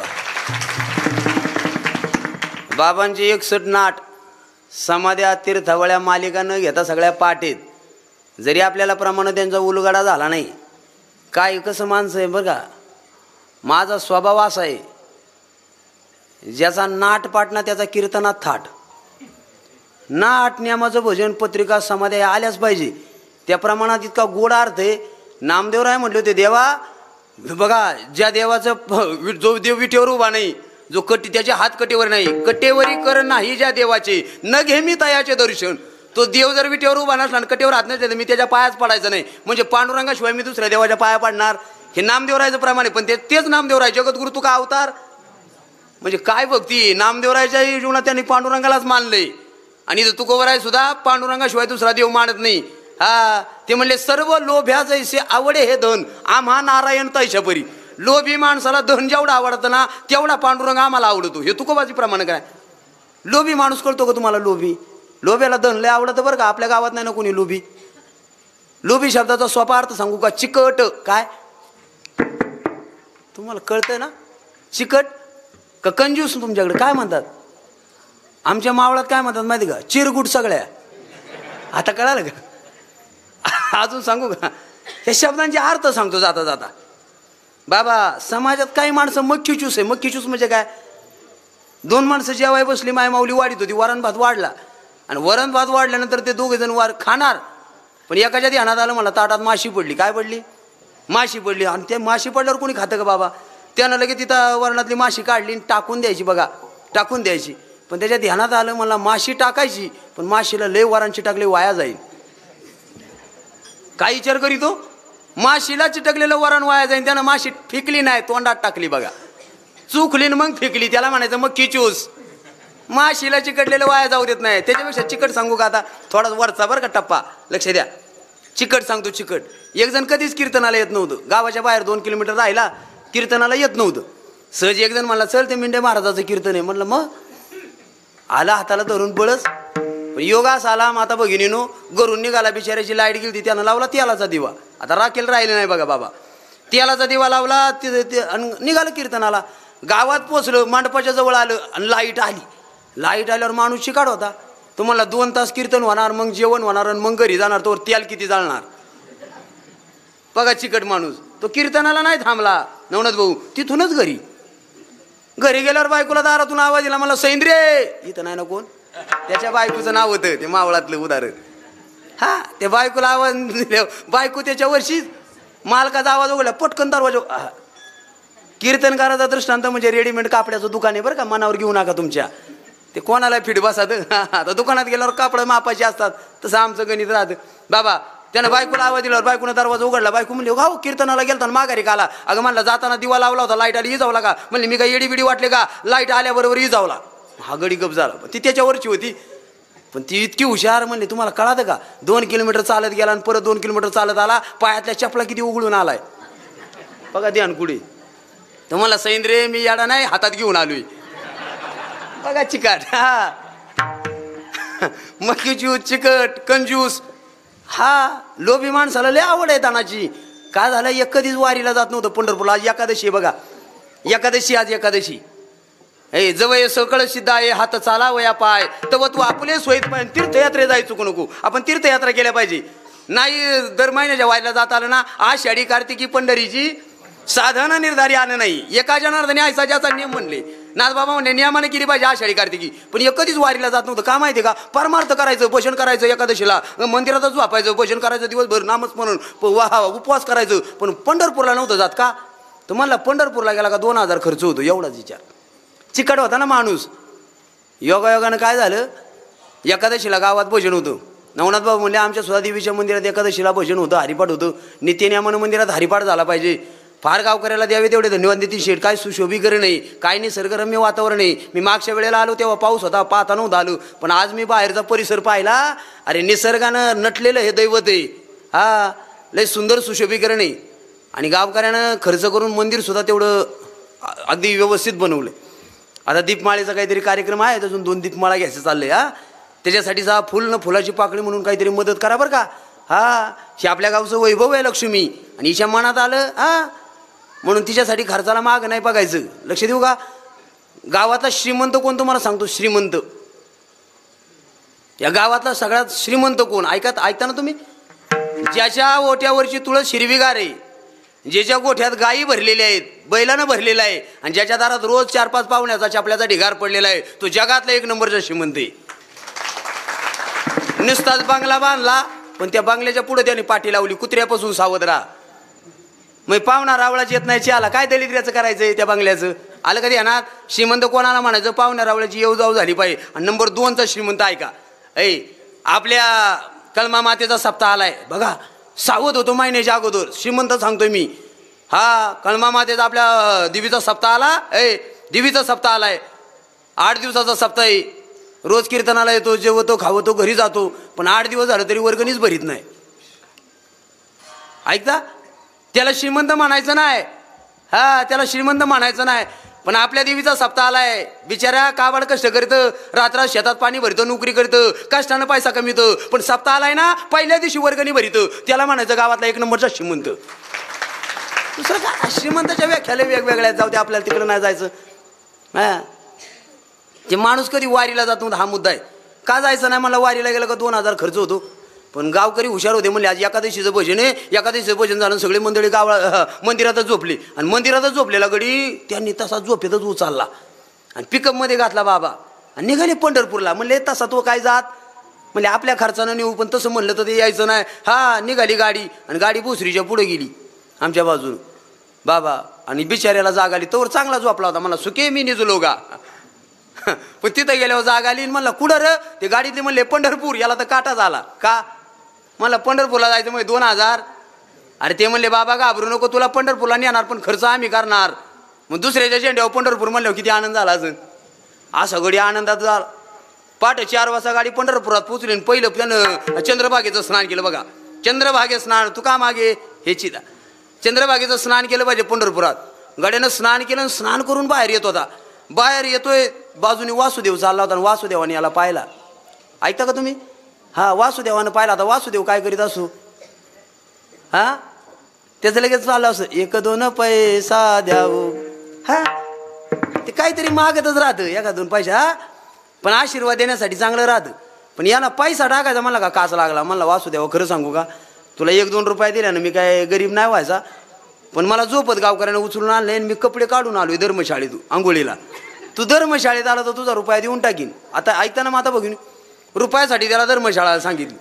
आता वासुदेव 2-3 कुणी नव्हता, तो जगाचा बाप होता आणि परीक्षाच पाहायला आला होता. म्हणून आळंदी पंढरीला गेला ना, दान देताना मागं पुढं नाही पाहिजे. कोण्या रूपात देऊ येईन माहिती आहे का आपल्याला? तो वासुदेवाच्या रूपात आला, खरा पांडुरंग होता.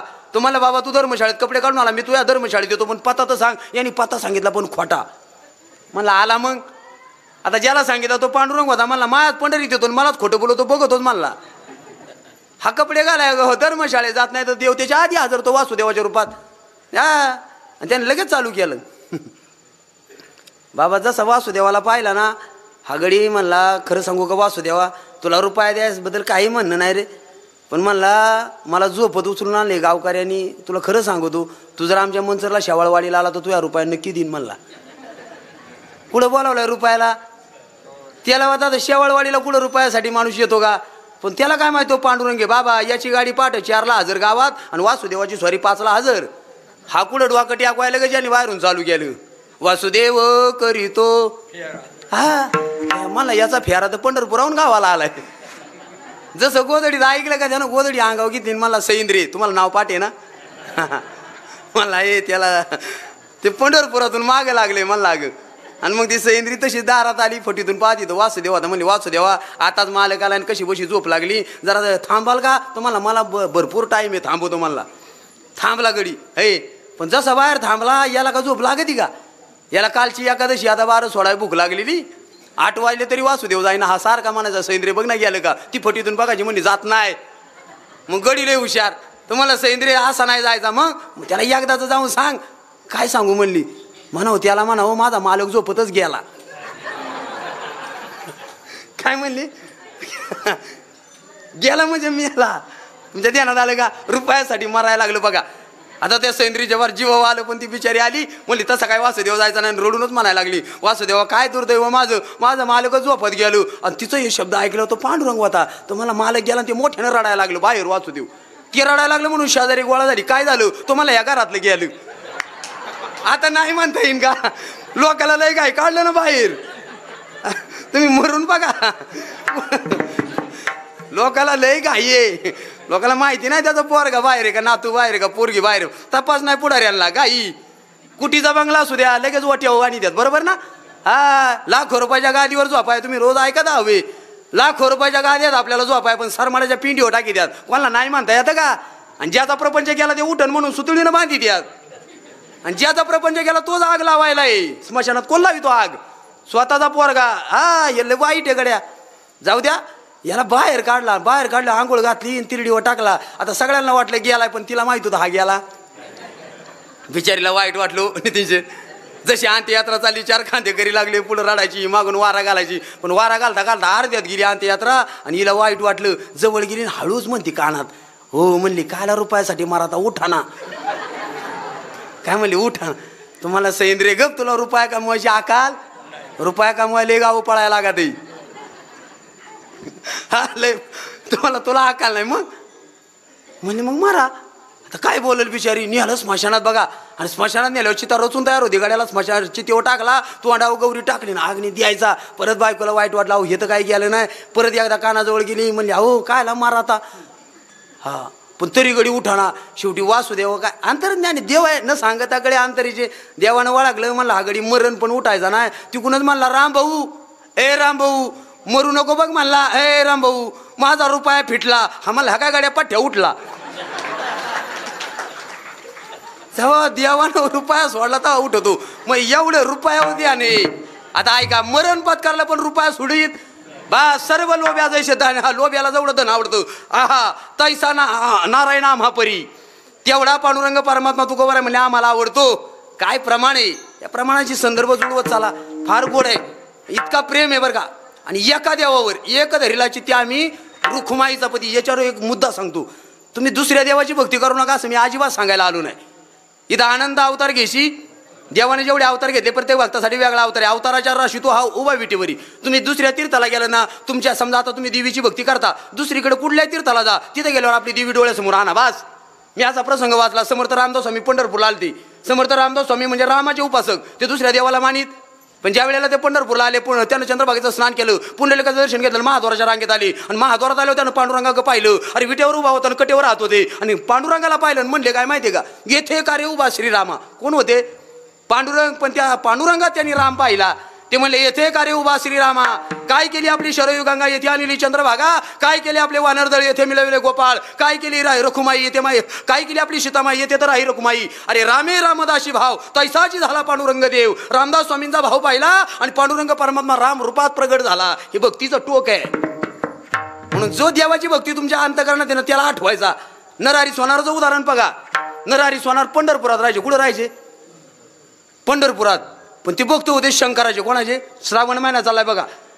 नरहरी सोनाराने शिवाची भक्ती केली शंकराची. ते पंढरपुरात राहायचे बाबा विनगरी बाबा. पण पांडुरंगाला मानित नव्हते. त्या पंढरपूरच्या पाटलानं नवस केला. पांडुरंगाला म्हणला मुलबाळ नाही एखादं मुलबाळ झालं तर देवा तुला कमरपट्टा करीन. आणि पावला देव नवसाला. तो काय भल्याभल्यांना पावलाय. फक्त भक्ती असली पाहिजे. पांडुरंग पावतो बरं का. दुसऱ्या सगळ्या देवांपेक्षा पांडुरंग लय कृपाळू आहे. माझा तुकोबारायचा जन्म वाचा. हा बोलोबा कनकाईची 40 वर्षाची वारी झाली. प्रसाद म्हणून तुकोबाराय दिलेत. हा अरे ज्ञानोबराच्या आईनं सिद्धेश्वराच्या दर्शन केलं आळंदीमध्ये. पिंपळ वृक्षाला 1.25 लाख प्रदक्षिणा घातल्या. तर ज्ञानोबरायासारखा हिराच देवानं दिला. हे देवाचं दिया नाही. काहीतरी सावताबाबाचं चरित्र वाचा. आईवडिलांना वारीच केली. वारीचा प्रसाद म्हणून सावताबाबा पोटी आला. मला एवढाच मुद्दा सांगायचा. त्या पाटलानं नवस केला पांडुरंगाला. पांडुरंग पावला हा पाटलाला पोरगा झाला.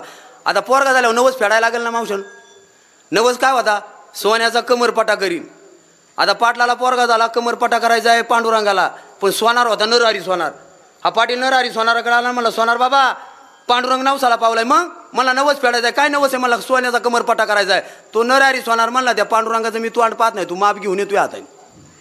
बघा एवढी भक्तीची निष्ठा असली पाहिजे. पाटील आलं आता नावीला झाला.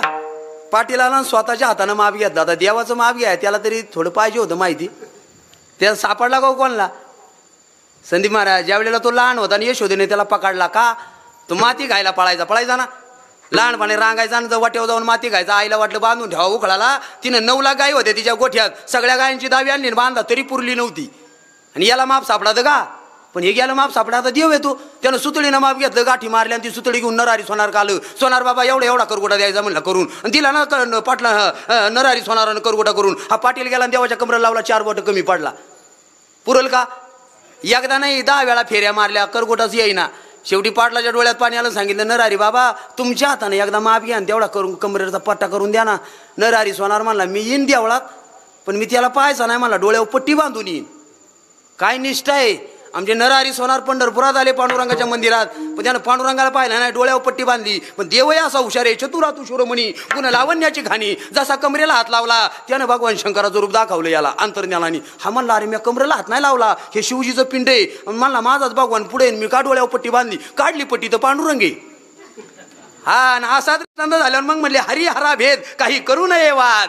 अरे भगवान शंकर आणि पांडुरंग एकच आहे, सगळ्या जगातले देव एकच आहे. फक्त तुमच्या मनात एक चित्ताना आठवा, एक धरीला चित्ती आम्ही रुक्माईचा पती. परिणाम काय होईल, आपलं सगळं काम होईल अभंगाच्या दुसऱ्या चरणात.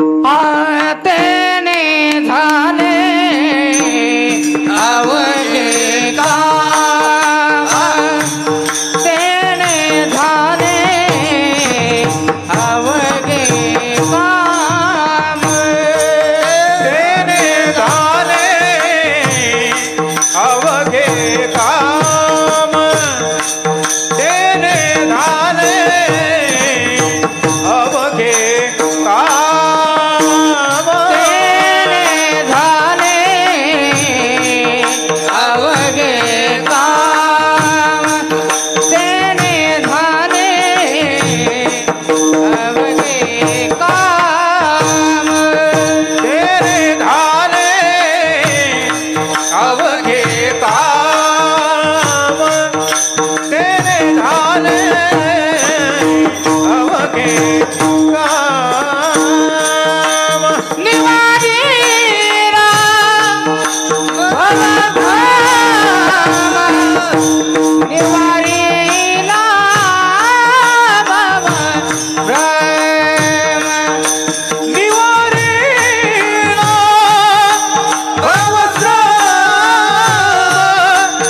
निवारी राम भवभ्रम,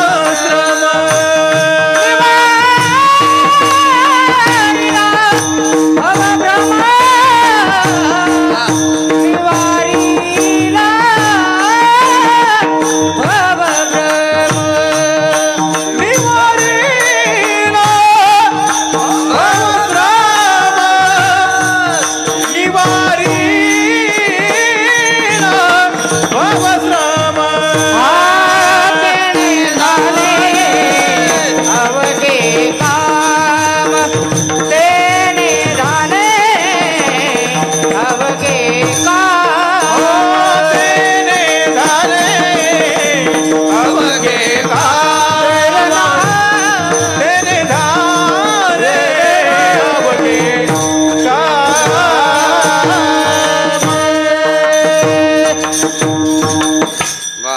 माय बापाणो तुकोबर आहे म्हणतात त्या देवाला आम्ही चित्तात साठवला. परिणाम असा झाला तेने झाले अवघे काम. आमचं काम झालं. काय काम झालं, निवारला भवभ्रम.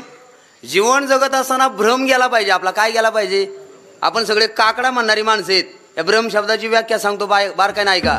आपण काकड्यात प्रमाण म्हणतो बघा, माया विघ्ने भ्रमला म्हणता मी माझे नि घरे. हे माझं म्हणतोय, हा भ्रम आहे आपला. साधू संतांनी याला माझं म्हणलं का, कोणालाच माझं म्हणलं नाही. कारण ज्याला आपण माझं म्हणतो ते कामाची नाही. अंतकाळीचा सोयरान तुका म्हणे विठुदारा. अंतकाळी कोणी नाही बा, शेवटी ही कामाची आहेत का. तुम्हाला एक गोड दृष्टांत देतो तो बघा. मी भागवत वाचताना गजेंद्र नावाचं आख्यान वाचलं होतं. गजेंद्र नावाचं आख्यान महाराज.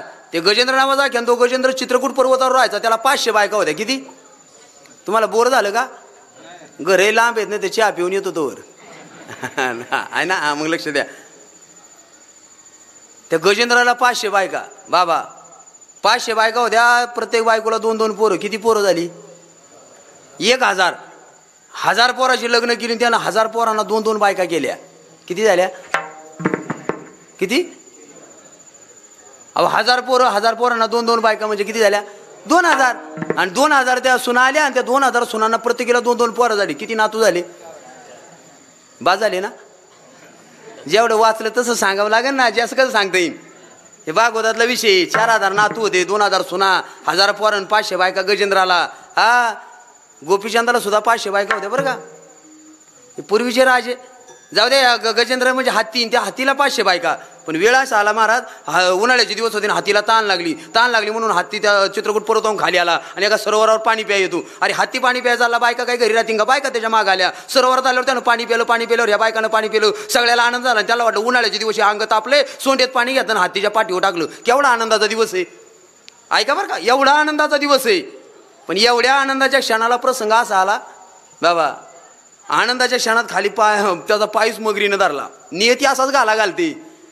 कधी कधी आनंदाच्या सुखाच्या संसाराला तिला दृष्ट लागली म्हणतो आपण, तसा प्रसंग येईल. 500 बायका आंघोळ घालतात पण याचा खाली पाय धरलाय. आनंद वाटेल का? मोठ्यानं वाढायला लागला. जशी वेळ आली ना गजेंद्रावर, सगळ्या बायका आपल्या मालकावर वेळ आली, शेपटीला धरून वाढायला लागल्या. पण गजेंद्राचं बळ आणि त्या नकराचं बळ, पाण्यात काय गजेंद्राचं चाललं नाही. शेवटी मागरानं खेचलं आणि 500 बायका हात वाढल्या. बायका घाबरल्या, म्हणजे आपण बुडून मारायचं. मग त्यांनी पोरांना फोन लावला. किती पोरं होती? फोन लावला असं, फोन होता का तिच्याकडे? समजा संदेश केला तो काळवा. जसं पोरांना कळाला आपला बाबा अडकलाय, लक्ष द्या. आता बाप अडकलाय हे जसं कळालं ना, 1000 पोरं, 2000 बायका घेऊन ती 4000 आपली पोरं सगळी घेऊन लागली कामाला बापाला सोडवाय. 1-2 दिवस नाही, 1000 वर्षाचं युद्ध. पुढं गजेंद्राचा पाय त्यांना मागरानं धरलाय बाबा. मागं त्या शिपी धरून त्याच्या बायका ओढत होत्या. ही पोर आली, त्याच्या मागं लागली, त्याच्या मागं त्याच्या बायका लागल्या, मग पोर लागली. बरं का प्रसंग बघा. आणि 1000 वर्ष युद्ध चाललं. पण जसं 1000 वर्ष युद्ध चाललं ना, मागशी कटाळली हो. लय दिवस आतुर नाव पडलं ना म्हातार का कटाळलीच. मी त्या गजेंद्राचं नाही सांगत, आपण सगळे गजेंद्रची. हा, त्याची कटाळी आपली नाही कटाळायची का? अरे परिमळ गेली या वसू फुलं देठी म्हणले.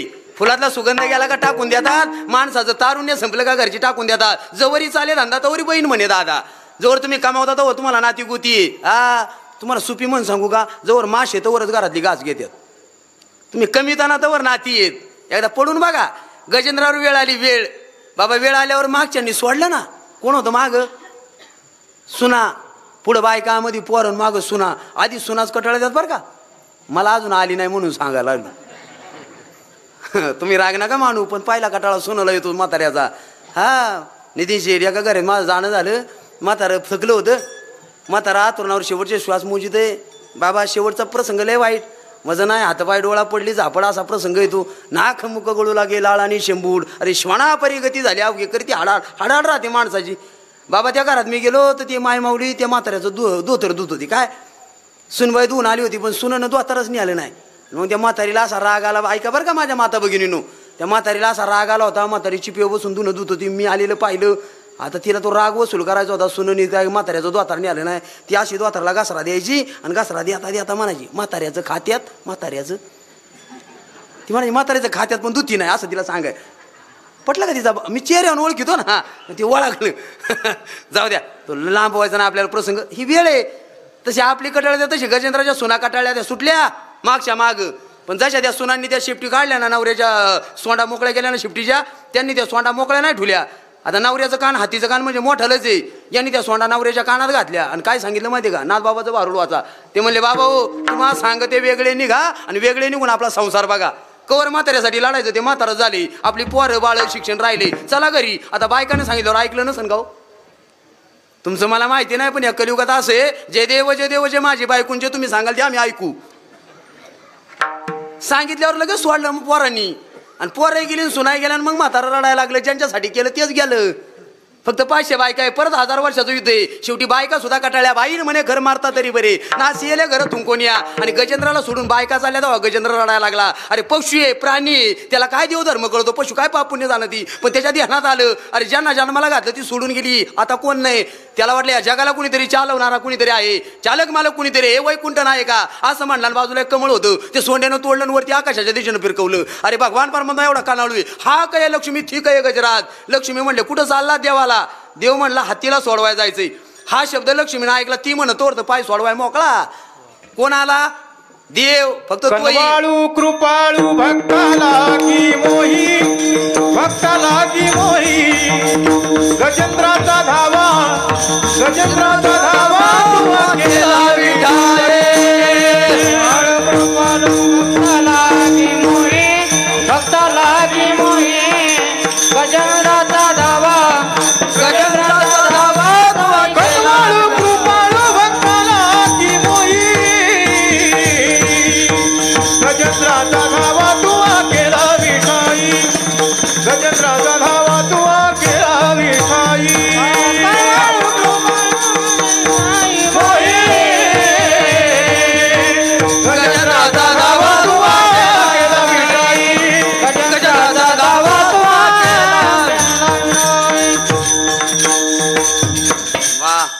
माय बाबानो, त्या गजेंद्राला कळालं पशु असून आपल्या घरातलं कुणी कामाला येणार नाही, कुणीतरी या जगाचा चालक मालक येतोच त्याच्या कामाला आला आणि हा भ्रम घालवण्यासाठी देवाला चितात साठवावा लागेल. तुकोबाराय म्हणले माझा हा भ्रमच गेला. बायको गेली काही वाटलं का, जनावर गेली पोरगा गेला काही, जाळवणी संसार म्हटले, बैसलो अंगणी लाथाळीला संसार, संसाराच्या नावे घालून या शून्य. सगळी प्रमाण बघा.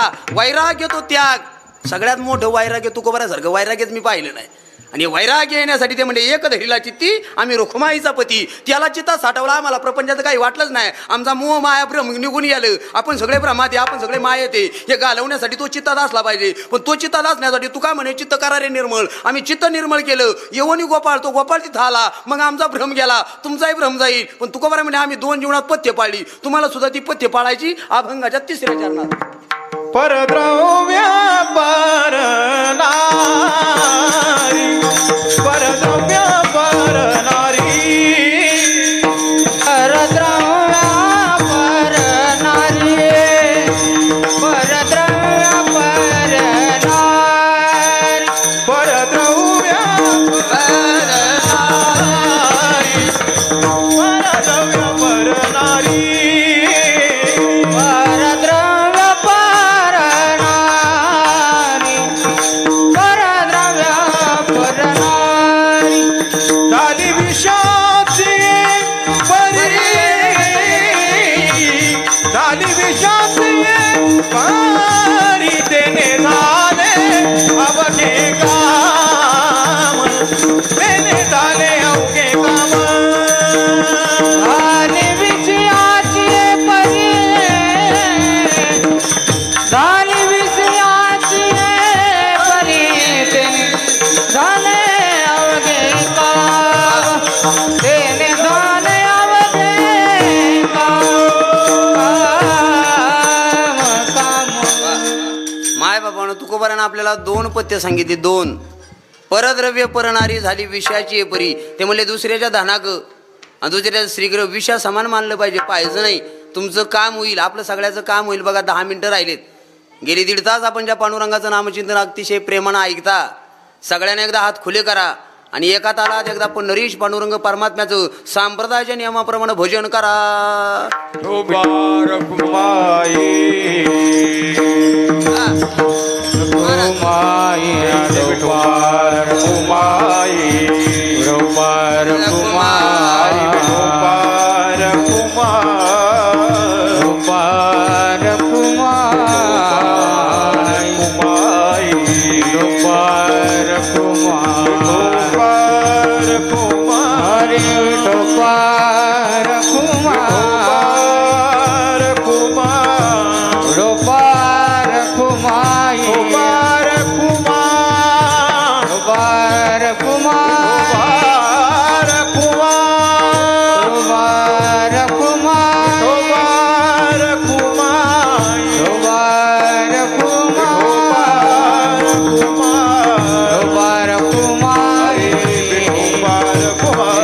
रुपार कुमाई, रुपार कुमाई, रुपार कुमारी, रुपार कुमाई, रुपार कुमारी, रुपार कुमाई,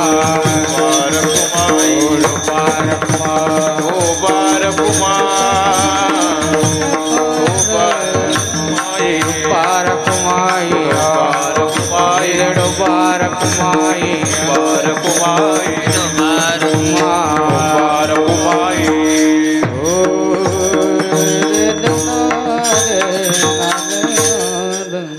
अगदी 10 मिनिटं आपल्याकडे शिल्लक आहेत. अगदी वेळेचं भान ठेवून 2 मुद्दे मला स्पष्ट करायचेत.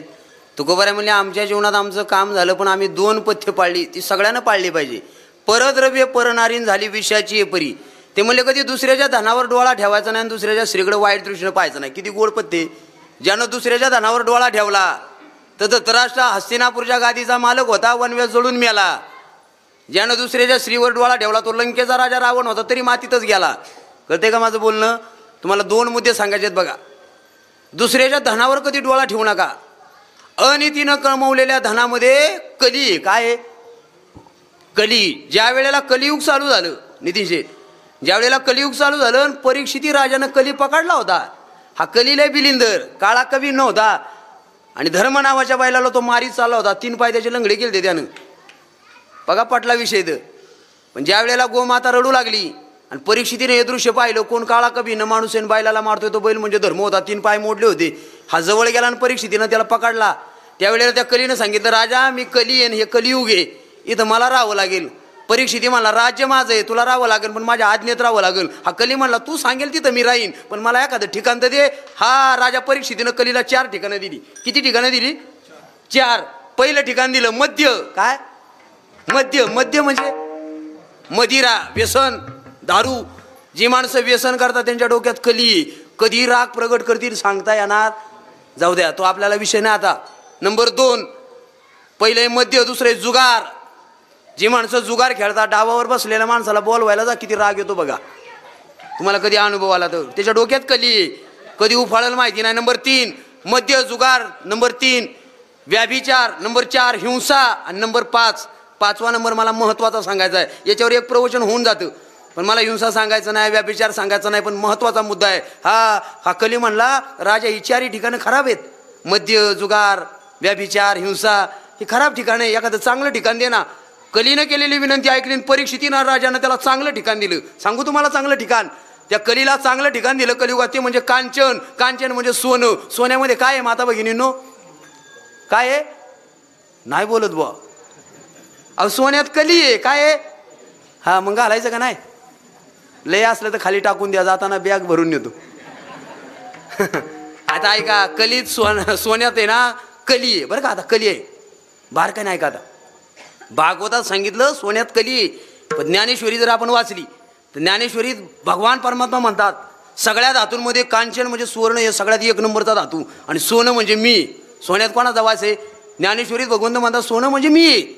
आणि इकडे भागवतात परीक्षिती राजा म्हणतो सोन्यात कली आहे. नेमकं काय? आमच्या साधू संतांना सोपं करून सांगितलं, आपल्या सगळ्याला कळेल असं. जे सोनं कष्टानं कमवलेलं आहे, जी संपत्ती कष्टानं कमवलेली आहे, कष्टानं कमवून केलेल्या सोन्यामध्ये देव आहे, आणि तिनं मिळवलेल्या सोन्यामध्ये कली आहे. कळालं तर बघा. आणि तिनं म्हणजे काय? ज्याला सासरवाडीकडून फुकाट आलं त्याचं सुद्धा अनितीचं आहे. कोणाचं नाही ना आलेलं. हा आणि तिनं कमवलेलं टिकत नाही, त्याचं शास्त्र सांगतो. तुम्हाला परद्रव्याचं सांगत बोलतो ना आपण, कधी दुसऱ्याच्या धनावर डोळा ठेवायचा नाही. त्या दत्तराष्ट्रानं आयुष्यभर दुसऱ्याच्या धनावर डोळा ठेवला. कोण आहे दत्तराष्ट्र? हस्तिनापूरच्या गादीचा मालक. आज दिल्लीचं तख्त त्याच्या ताब्यात होतं. 100 पोरं होती आणि त्याच्या भावाला 5. काय नाव त्यांचं? पांडव. विदुर काकानं लग्न नाही केलं बाबा, पण पंडूराजाला 5 पोरं झाली. हा म्हणायचा त्याला 5च आहे, मला 100 आहे, मानला लय कमी पडन. बघा असं बऱ्याच वाणाला वाटतं त्यांना लय मला कमी. दुसऱ्यावर डोळा ठेवला कोणी? ह्या धृतराष्ट्राला. त्याला वाटलं मला 100 कमी पडा. मग या पांडवांना लक्षाग्रहात जाळायचा निर्णय घेतला कोणी? लक्षाग्रहात. पण देव तारणारा होता, पांडवांचा सहाय्यकारी होता. देवतारी त्याला कोण मारी? किंवा देव राखेता या मारीला कोण? न मुळे काटा हिंडतावन. किती वनात हिंडू द्या, काटा बी टोचणार नाही, फक्त देव पाठीरा घातला पाहिजे. पांडवांना लक्षाग्रहात जाळलं पण नाही जाळले. विषाचे लाडू घातले भीमाला, पाण्यात बुडून मारण्याचा प्रयत्न केला, नाही बुडाला. पण तुम्हाला खरं सांगू का, ज्या पोरांसाठी लुबाडलं ना, ती पोरच नाही राहिली, तीच मरून गेली. बघा, ज्यानं वाईट डोळा ठेवला त्यांना लय दिवसात ती वाचली बाबा, आणि ज्यांच्यासाठी लुबाडलं तीच मरून गेली. या काही नाही. आता कोणाला ठेवायची जमीन? ज्यांच्यासाठी लुबाडली ती राहिली नव्हती. बार काही नाही का. पण जे पांडव होते का त्याच्या याला जेवायची वेळ आली होती. त्या धृतराष्ट्राला पांडवांच्या घरी जेवायचा. धर्मराजा हुशार होता. धर्मराजा म्हणला आपला काका आहे, चुलता आहे, सखा, बिचाऱ्याला कोण नाही राहिलं, चांगलं जेवण द्यायचं पंचपक्वानाचं. हा पंचपक्वानाचं जेवण धर्मराजा द्यायचा, पण वाढायला भीम जायचा ना. आणि ताट ठुता म्हणायचा, आंधळ्या खा मी आत मारल्या तुझी पोर. खाईल का मावशानो? खाईल का? खाल्लं नाही त्यानं. असं मरतुकडं झालं ते. बघा वाईटाचा शेवट लय वाईट आहे. असं मरतुकडं झालं. आणि एके दिवशी धर्मराजानं विचारलं मला, काका पंचपक्वानाचं जेवण रोज आम्ही तुला देतो, पण तुझी तब्येत वाढली रे. त्या काकाच्या डोळ्यात पाणी आलं. धर्मा पंचपक्वानाचं जेवण तू ताट देतो, पण वाढणारा लय ना वाईट पाठवतो म्हणला.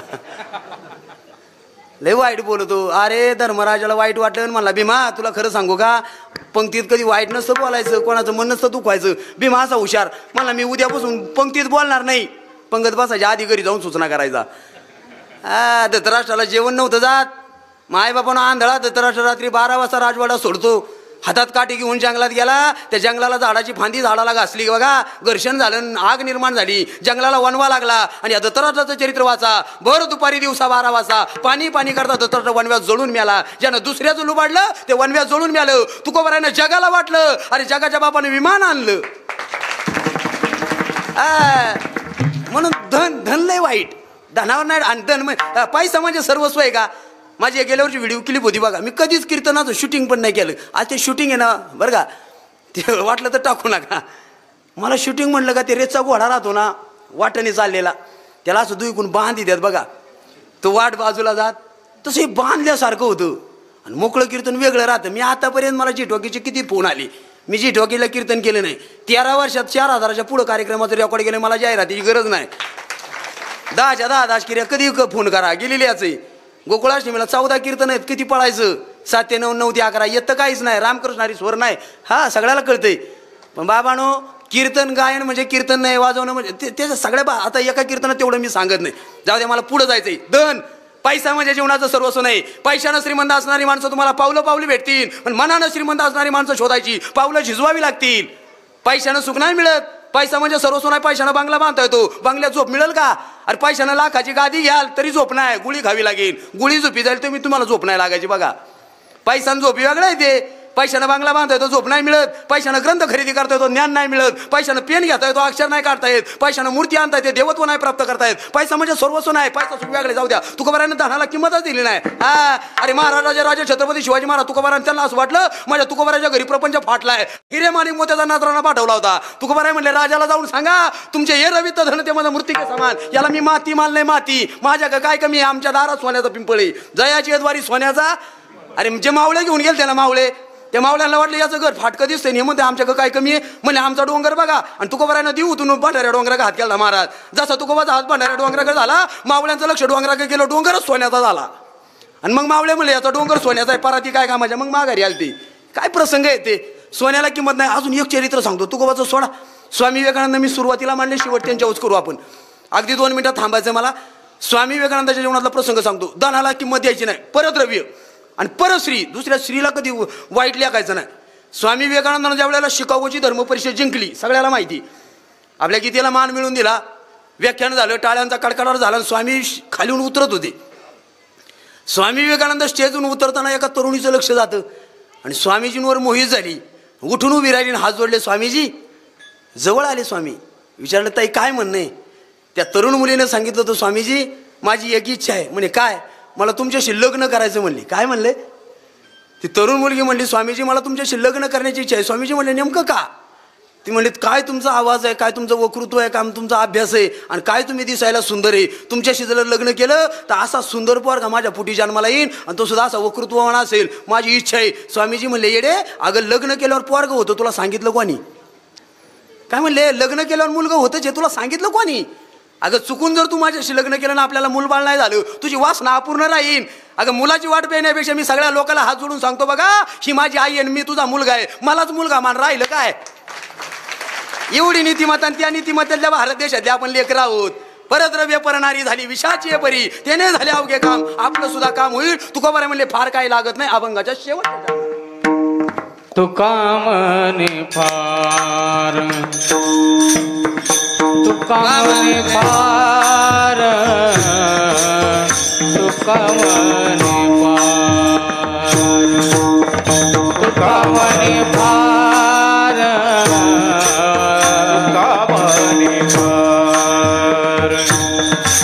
तुका म्हणे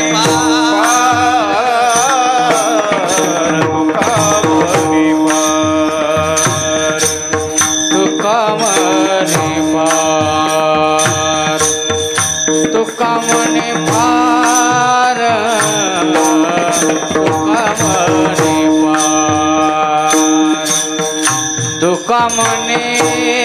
फार, तुका म्हणे फार, तुका म्हणे फार, तुका म्हणे फार.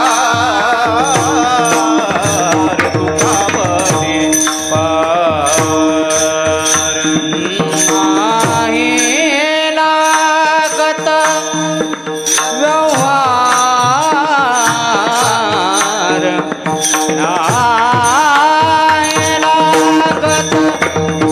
व्यवहार नाही लागत व्यवहार तेने दानी अवघे काम तेने